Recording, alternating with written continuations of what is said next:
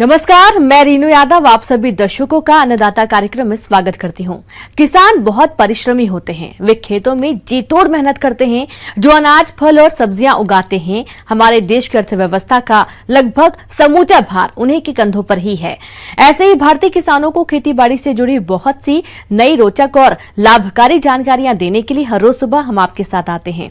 तो चलिए कार्यक्रम शुरू करने से पहले देखते हैं क्या है आज के अन्नदाता में। कीट रोगों से फसलों को बचाने के लिए करें मृदा का सोलराइजेशन।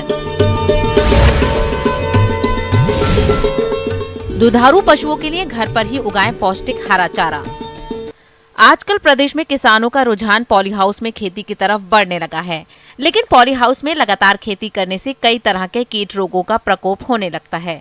तो इसके लिए किसानों को चाहिए कि आप मृदा का सोलराइजेशन करें ताकि आप इस तरह की समस्या से बच सकें। आज हम आपको गांव इटावा भोपजी, जिला जयपुर के प्रगतिशील किसान जगदीश प्रसाद यादव से मिलवा रहे हैं, जो कि पॉली हाउस में मृदा का सोलराइजेशन कर रहे हैं। जो पॉली हाउस का कॉन्सेप्ट है वो कीट कीटाणुओं से अपनी फसल को बचाते हुए फसल पैदा करना है, शुद्ध फसल पैदा करना है। लेकिन अगर एक बार कीट कीटाणु या सूक्ष्म जीव इसमें पॉली हाउस में प्रवेश कर जाते हैं तो उसके बाद उसे कंट्रोल करना बहुत ही टिपिकल काम हो जाता है।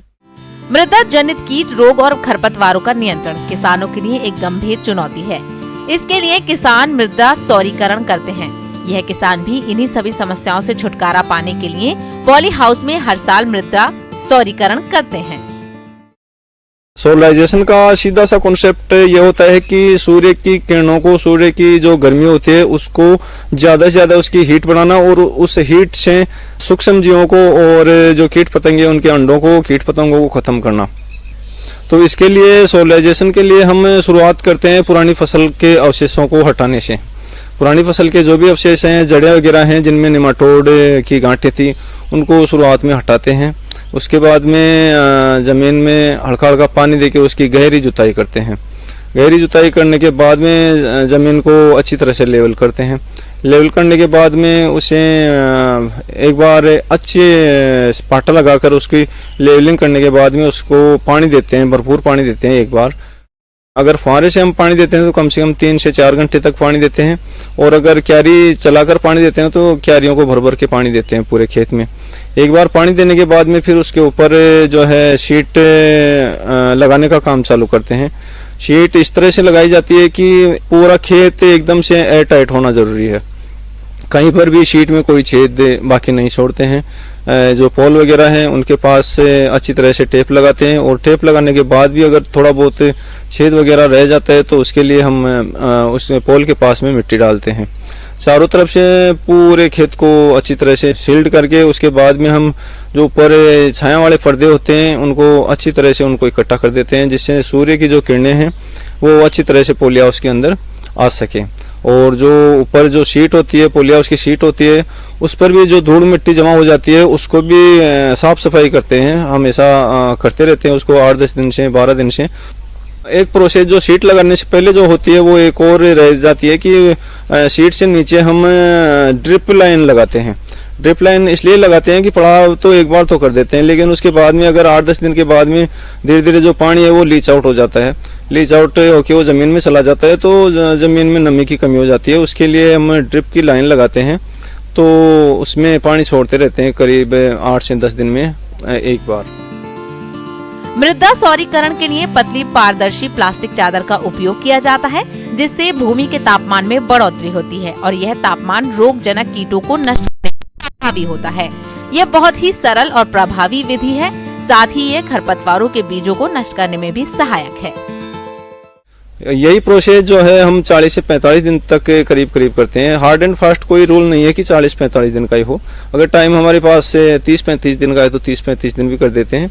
2 महीने का है तो 2 महीने तक भी उसको खींच देते हैं। बाकी 40-45 दिन साधारणतः हम उसको यूज में लेते हैं शीट को। 45 दिन के बाद में शीट को हटा देते हैं। हटाकर हम 4-5 दिन 6 दिन के लिए जमीन को ऐसे ही छोड़ देते हैं, उसे ठंडी होने के लिए, ताकि जो बेनिफिशियल जो सूक्ष्म जीव हैं वो वापस से जमीन में कवर हो सकें। और उसके 5 से 6 दिन के बाद में उसकी बुआई जुताई दोबारा से करके फिर उसको हम अगली फसल की तैयारी के रूप में उसे काम में लेते हैं। किसान भाइयों, अभी तक आपने खेती से जुड़ी हुई कुछ उपयोगी जानकारियां देखी हैं। अब लेते हैं एक छोटा सा ब्रेक, जल्द ही लौटेंगे। कार्यक्रम में आगे भी है खेती बाड़ी से जुड़ी हुई बहुत सी महत्वपूर्ण जानकारियां, तो बने रहिए हमारे साथ। ब्रेक के बाद आप सभी दर्शकों का अन्नदाता में स्वागत है। चलिए अब रुख करते हैं अगली कड़ी की ओर। किसान भाइयों, वैज्ञानिकों ने एक ऐसी तकनीक विकसित की है जिससे कम समय में हरा चारा उगाया जा सकता है, जिसे खाकर पशु 15 से 20% तक ज्यादा दूध देने लगेंगे। इस तकनीक को हाइड्रोपोनिक्स कहते हैं। इसे अपनाकर कम लागत में पौष्टिक हरा चारा तैयार किया जा सकता है। तो चलिए इस बारे में जानते हैं इस खास रिपोर्ट के माध्यम से। भारत दुनिया में सर्वाधिक दुग्ध उत्पादन करता है। ऐसे में पशुओं के लिए हरा चारे का प्रबंध करना काफी चुनौतीपूर्ण काम है, खासकर उन इलाकों में जहां पानी की उपलब्धता और मिट्टी का उपजाऊपन कम है। इन जगहों पर पशुपालन कर आजीविका चलाने वाले लोगों के सामने पशुओं के लिए हरे चारा उगाना काफी महंगा साबित हो रहा है। लेकिन अब देश में आधुनिक विधि से हरा चारा उत्पादन की तकनीकों का प्रचलन शुरू हुआ है। यह हमारे यहाँ कोई नई शुरुआत नहीं है। इसके लिए वैज्ञानिक पिछले कई वर्षों से सतत प्रयास कर रहे हैं। इस आधुनिक विधि का नाम हाइड्रोपोनिक विधि है। केवल पानी में या बालू अथवा कंकड़ों के बीच नियंत्रित वातावरण और जलवायु में बिना मिट्टी के पौधे उगाने की तकनीक को हाइड्रोपोनिक कहते हैं। हाइड्रोपोनिक्स में पौधों और चारे वाली फसलों को नियंत्रित परिस्थितियों में 15 से 30 डिग्री सेल्सियस ताप पर लगभग 80 से 85% आर्द्रता में उगाया जाता है। इस विधि से चारा उगाने के लिए एक कमरे की जरूरत होती है, जिसमें आर्द्रता और तापमान में बदलाव किया जा सकता हो। इस विधि से हरे चारे को तैयार करने के लिए सबसे पहले मक्का, ज्वार व बाजरा के दानों को 24 घंटे के लिए पानी में भिगो कर रखा जाता है। इसके बाद जूट के बोरे में ढककर अंकुरण के लिए रखा जाता है। इस विधि के तहत प्लास्टिक की एक ट्रे में, जिनकी माप 2 फीट गुणा 1.5 फीट गुणा 3 इंच होती है, अंकुरण निकलने के बाद इसे ट्रे में बराबर मात्रा में फैलाया जाता है। 1 किलो सूखे बीज रखते हैं। प्रारंभ में जमे बीजों पर लगातार पानी का छिड़काव करते हैं। चौथे से 10वें दिन तक इसमें वृद्धि होती है। इस दौरान ट्रे में 7 दिनों तक फव्वारे के द्वारा दिन में 8 से 10 बार सिंचाई की जाती है। 10वें दिन एक ट्रे में लगभग 8 से 10 किलो तक हरा चारा तैयार हो जाता है। चारे की हाइट भी 6 से 8 इंच तक हो जाती है। इस विधि से तैयार चारे को 15 से 20 किलो तक दूध देने वाले पशुओं को खिलाया जा सकता है। पशुओं को खिलाने से दूध उत्पादन में 15 से 20% तक की वृद्धि के साथ ही दूध में वसा की 10 से 15% बढ़ोतरी होती है। इस विधि से चारा उगाना काफी आसान है। किसानों को केवल चारा उगाने के लिए बीज, ट्रे और ट्रे को रखने के लिए रैकों को बनाने की जरूरत पड़ती है। साथ ही एक कमरा जिसमें इन रैकों को रखा जाता है। कमरे में आमतौर पर तापमान 15 से 30 डिग्री सेल्सियस होना चाहिए। वैसे चारे के प्रकार पर भी ये निर्भर करता है। उसी प्रकार कमरे में 80 से 85% आर्द्रता बनाए रखना चाहिए।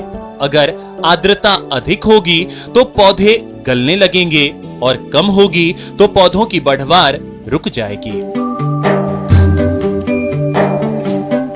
अब आइए एक नजर डालते हैं इस विधि द्वारा चारा उगाने के लाभों पर।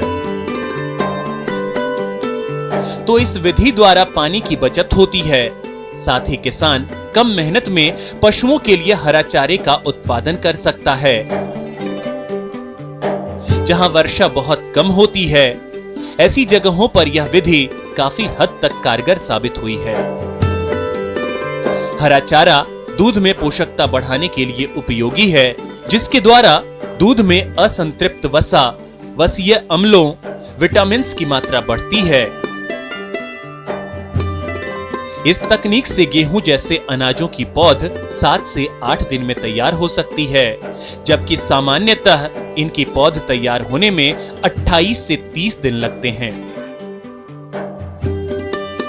मक्के से तैयार किए गए हाइड्रोपोनिक्स चारे से संबंधित प्रयोगों में पाया गया है कि परंपरागत हरे चारे में क्रूड प्रोटीन 10.70% होती है, जबकि हाइड्रोपोनिक्स हरे चारे में क्रूड प्रोटीन 13.6% होती है।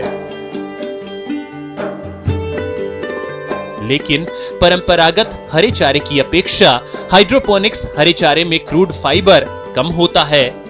हाइड्रोपोनिक्स हरे चारे में अधिक ऊर्जा, विटामिन और अधिक दूध का उत्पादन होता है और उनकी प्रजनन क्षमता में भी सुधार होता है।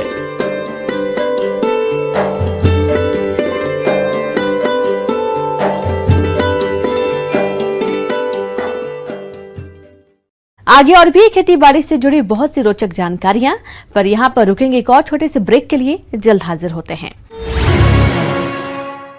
ब्रेक के बाद एक बार फिर से आप सभी दर्शकों का अन्नदाता कार्यक्रम में स्वागत है। बढ़ते हैं अगली प्रस्तुति की ओर। किसान भाइयों, जल प्रकृति की एक ऐसी अनोखी और अनमोल देन है जिसके बगैर जीवन की कल्पना नहीं की जा सकती है। अगर जल न हो तो प्राणियों और वनस्पतियों का अस्तित्व ही मिट जाएगा। जैसे कि हम जानते हैं कि हमारे उपयोग हेतु जल की मात्रा सीमित ही है और उसमें से भी कई क्षेत्रों में जल काफी प्रदूषित है, जिसका सिंचाई या अन्य कार्यों में प्रयोग करने पर हानि हो सकती है। इसलिए जल की जांच करवाना बेहद जरूरी हो जाता है। तो किसान भाइयों, खेतीबाड़ी के लिए सिंचाई जल की जांच कहाँ करवाएं और इसके क्या फायदे हैं, आइए जानते हैं कृषि अभियंता DK रुसिया से। आप लोग सब्जी का उत्पादन करते हैं, अनाज का उत्पादन करते हैं, दलहन, तिलहन, धान, सारी चीज़ों का। आजकल एक सामान्य बात हो गई है, बाजार में लोगों को डर लगता है कि हमारी सब्जी में जो तत्व होना चाहिए वो ना होकर और कहीं अन्य दूसरे तत्व तो उसमें प्रवेश नहीं कर गए, जिसमें मुख्य रूप से पानी शामिल है। कहीं हम बहुत ही ज़्यादा प्रदूषित पानी का उपयोग कर अपनी खेती में सब्जी और फसलों का उत्पादन तो नहीं कर रहे हैं। सवाल ये उठता है कि कहीं ये पानी प्रदूषित हो जाता है, जिसमें लेड की मात्रा आ जाती है, कैडमियम की मात्रा आ जाती है, जिंक होता है, मरकरी आ जाता है, तरह तरह के आयरन भी एकत्रित हो जाता है, उसमें मैंगनीज जमा हो जाता है, जिंक जो हमारे पौधे में आके प्रवेश कर जाता है। बहुत जगह आर्सेनिक की मात्रा बढ़ती जा रही है। अब हम क्या करें, कैसे पहचानेंगे? एक तरफ साफ पानी दिखता है, दूसरी तरफ हमको गंदे पानी में तो हम 10 तरह से विचार कर सकते हैं कि हाँ ये हमारा पानी पॉल्यूटेड होगा। कैसे मालूम पड़ेगा कि हमारा पानी प्रदूषित है या उस फसल के लिए अच्छा है कि नहीं है? आइए हम इस पर चर्चा करें।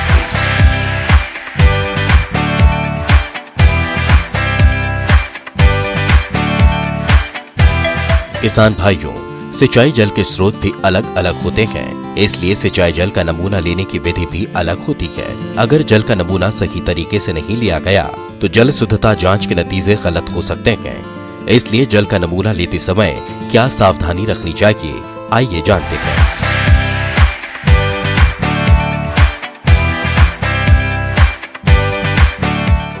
अब रहा सवाल कि उसकी जांच कराने के लिए उसका नमूना लेना है। हम देखते हैं कि हम लोग मिनरल पानी बाजार से लेते हैं, वह बोतल में एक बार जरूर देख लीजिएगा ISI या ISO उसमें डला है। अगर ISI या ISO कोड है उस बोतल में, वह बोतल का प्लास्टिक अच्छा होता है। लेकिन ध्यान रहे कि उस बोतल में पानी पी लेने के या उस पानी को खर्च कर लेने के बाद साफ सुथरी बोतल को, अगर तालाब बहुत गहरा है 1 मीटर की गहराई से आप और 6 फीट नीचे की गहराई से, अगर बिल्कुल नीचे जा सकते वहाँ की गहराई से, और ऊपर का 4-5 तरह का एक बढ़िया सैंपल लेते चले जाएं और एक जगह उस सैंपल को एकत्रित कर लें, एक साफ सुथरी अच्छी किस्म की उसी प्रकार की बाल्टी में, और बाल्टी में डालने के बाद आप बॉटल में उस पानी को भर लें तो आपका एक मिक्स आपको सैंपल तैयार हो जाएगा। आपको उसमें स्थान दर्ज करना होगा, आपको उसमें तारीख दर्ज करना होगा। पानी जब स्थिर बिल्कुल रहे 2 घंटा तक, तब उसका सैंपल लेना होगा। सैंपल लेने का दिनांक आप जरूर तय करके उसमें लिख के भेजेंगे।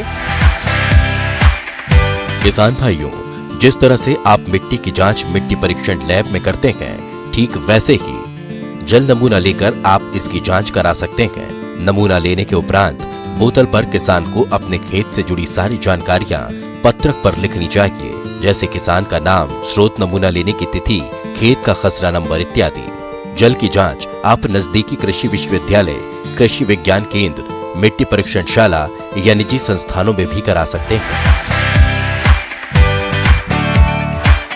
आसपास की भौगोलिक स्थिति से भी परिचय कराना होगा कि वहाँ खदान है कि किस प्रकार की खदानें हैं, तब जाके वह सैंपल की जांच अच्छे से होगी। तब आप इसको अपने नज़दीक के जिला कृषि पदाधिकारी से मिलें, जिला भूमि संरक्षण पदाधिकारी से मिलें या पेयजल स्वच्छता विभाग के पदाधिकारी से मिलें। उसके अलावा हर जिले में कृषि विज्ञान केंद्र भी उपलब्ध है।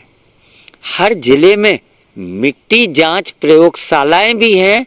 अगर वहाँ जल की क्वालिटी भी टेस्ट कर दें, अगर उनके पास संसाधन मौजूद होंगे, वो भी टेस्ट कर देंगे।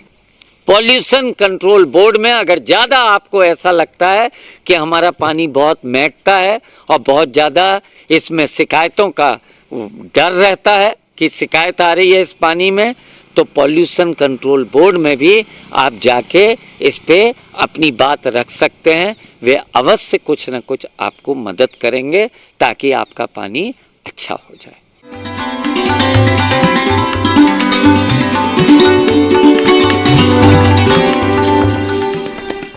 अन्नदाता हेल्पलाइन निःशुल्क फोन संपर्क सेवा के माध्यम से आपके द्वारा पूछे गए प्रश्नों में से 1 या 2 महत्वपूर्ण प्रश्न को हम अपने कार्यक्रम में शामिल करते हैं और इसी के तहत आज का चयनित प्रश्न और उसका जवाब इस प्रकार है।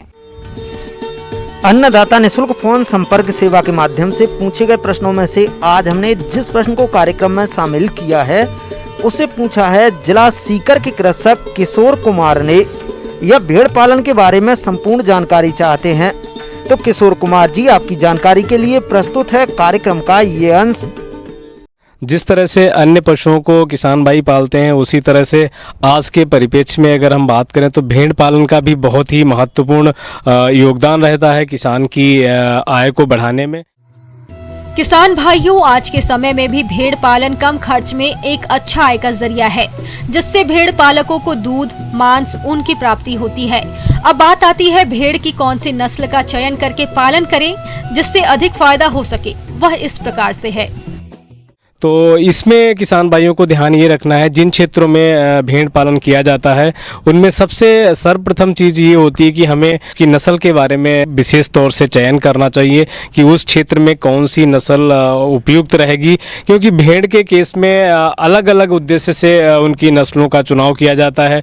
बहुत सारी नस्लें हैं जिनको ऊन के उत्पादन की दृष्टिकोण से किसान भाई पालते हैं और बहुत सारी ऐसी नस्लें हैं जिनको उनके मांस के दृष्टिकोण से पाला जाता है। तो इसलिए अपने क्षेत्र के अनुसार जो नस्लें हैं भेड़ की, उनका चयन करना चाहिए।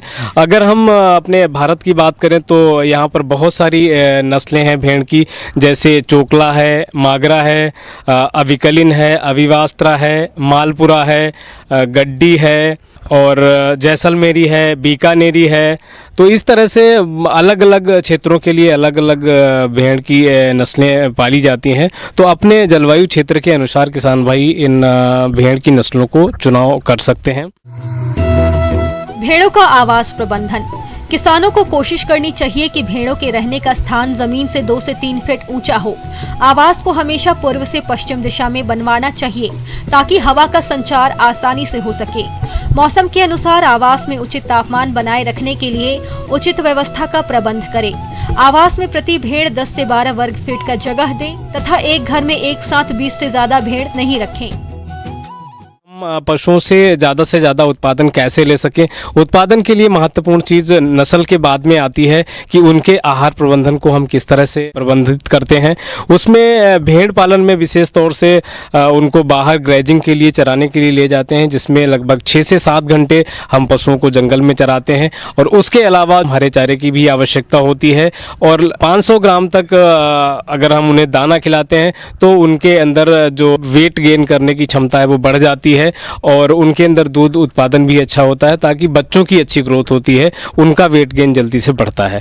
तो इस तरह से अगर आहार प्रबंधन अच्छी तरह से करेंगे तो जल्दी से वजन ग्रहण होगा और ज़्यादा मुनाफा किसान भाई कमा सकते हैं। भेड़ों का आहार प्रबंधन। भेड़ों की अच्छी वृद्धि विकास हो, इसके लिए इनके खाने पीने का उचित प्रबंध रखना चाहिए। भेड़ों के लिए हरा चारा, गेहूं का भूसा, यदि संभव हो तो चना, अरहर तथा मसूर की दाल के भूसे का इंतजाम करना चाहिए। इसके अलावा कटहल, नीम, पीपल, पाकड़ की पत्तियों को समय समय पर हरे चारे के रूप में दे सकते हैं। भेड़ों की अच्छी बढ़वार के लिए संतुलित आहार देना चाहिए।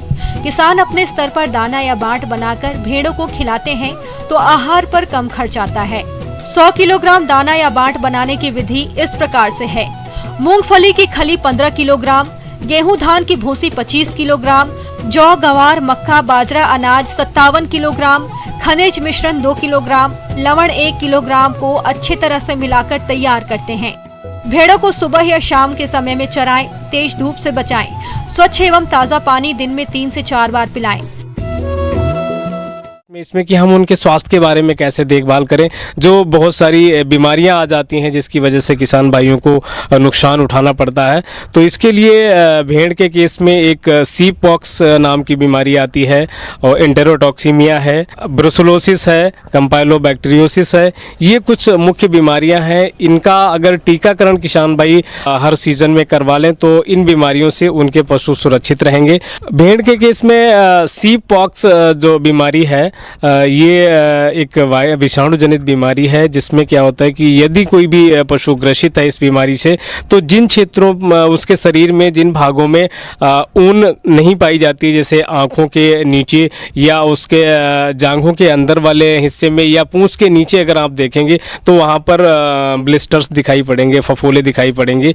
ये इस बीमारी का मुख्य लक्षण है। और कभी अगर किसी भी झुंड में इस तरह की बीमारी आती है तो सर्वप्रथम जो बीमार पशु हैं उनको अलग रखना चाहिए और उनका इलाज करना चाहिए। दूसरे पशुओं में भी बचाव के रूप में दवाइयां देनी चाहिए ताकि उनमें ये बीमारी नहीं फैले। और समय समय पर सभी पशुओं में डिवर्मिंग जो कीड़े मारने की दवाई खिलाई जाती है वो अवश्य खिलाते रहें ताकि उनके अंदर वर्म लोड कम रहे और अन्य बीमारियों के प्रति हमारे पशु ग्रसित ना हो। किसान भाइयों, अन्नदाता आपकी सेवा के लिए संकल्परत है। कृषि संबंधित समस्या एवं सुझावों के लिए आप हमें इस पते पर संपर्क कर सकते हैं।